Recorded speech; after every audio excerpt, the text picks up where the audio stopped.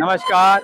आपने देखा होगा जंतर मंतर पर किस तरीके से आंदोलन चल रहा था। एक 20 जुलाई को आज पीसफुल प्रोटेस्ट था, पीसफुल मार्च थी जो अपनी आवाज को संसद मार्ग तक ले जाने के लिए उन्होंने तैयार करा हुआ था। काफी मेहनत के बाद 20 तारीख का इंतजार हुआ। उन्होंने कहा, मांगे थी धर्मेंद्र प्रधान का इस्तीफा। अभिजीत दीपके ने भी पूरी अपनी अनशन तोड़कर वो निकले थे। निकले के बाद उन्होंने अपना गाड़ी उनकी रोकी, वहां से उन्हें उतार लिया गया, गिरफ्तार कर लिया गया उन्हें। फिर जितनी भी पब्लिक थी यहाँ पर, जन सैलाब जितना भी था, जो छात्र छात्राएं थे, धीरे धीरे धीरे करके यहाँ पर लाठीचार्ज हर जगह पर इन्होंने ये बंद कर लिया गया था। कोई पीछे से बंद है, यहाँ से बंद है, आप देख सकते हैं यहाँ पर हर जगह से बंद है। और जिस तरीके से ये आंदोलन आवाज जा रहा है, छात्र छात्राओं की आवाज को दबाने का काम हो जा रहा है, तो प्रशासन ये क्या करना चाहेगा। आप देख रहे हैं कि अब भी यहाँ पर भीड़ है। यहाँ मैं दिखाना चाहता हूँ, देखिए अब भी यहाँ पर भीड़ है। इसके पीछे पुलिस प्रशासन है। पुलिस प्रशासन अपना काम जो कर रहा है लेकिन तरीके से नहीं कर रहा। इसका क्यों? तो किसी के दबाव में कर रहा है, अमित शाह मोदी के दबाव में कर रहा है। अब ये दबाव क्यों है? तो मैं ये भी कहना चाहता हूँ कि छात्र छात्राओं से कि अगर इस तरीके से आवाज रखना, अपनी मांगे को रखना अगर गलत है, ये कोई आतंकवादी तो नहीं है, ये देशद्रोही तो नहीं है, ये देश के भारत है, ये देश के युवा हैं, देश का भविष्य है। तो छात्र छात्राओं से मैं ये कहना चाहता हूँ कि कभी भी अगर आपको ऐसा लगता तो ना ही पर सरकार से ना तो पुलिस की भर्ती मांगिए, ना ही आर्मी की भर्ती मांगिए, क्योंकि कल को जब आप जाएंगे तो आपको फिर वही नौकरी के बाद आपको सरकार के अंतर्गत आके दबाव में ये काम करना पड़ेगा।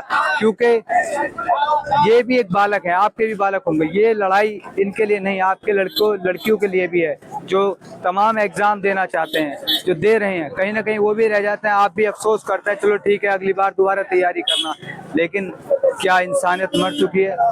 अरे नौकरियां हैं, ठीक है करते हैं, सरकार का दबाव चलो एक होता, लेकिन इतना नहीं।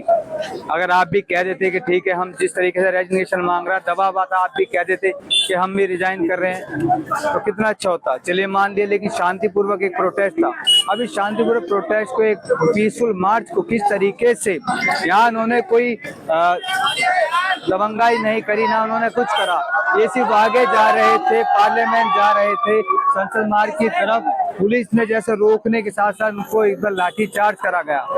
अब लाठी चार्ज क्यों करा गया और खींच खींच के मारा भाई? बता, खींच खींच के मारा है? बिल्कुल मारा भाई। बहुतों के लगा भी है, किसी के सर में, किसी के पैर में। तमाम वीडियो फोटोज हमारे पास हैं, लेकिन फिर भी आप देख सकते हैं इतने लोग अब भी यहाँ मौजूद हैं। इधर उधर होने के बावजूद भी यहाँ पर ये लोग हैं, ये अपनी आवाज को उठाने का काम कर रहे हैं। ये डर नहीं रहे हैं, क्योंकि डरना किस बात का?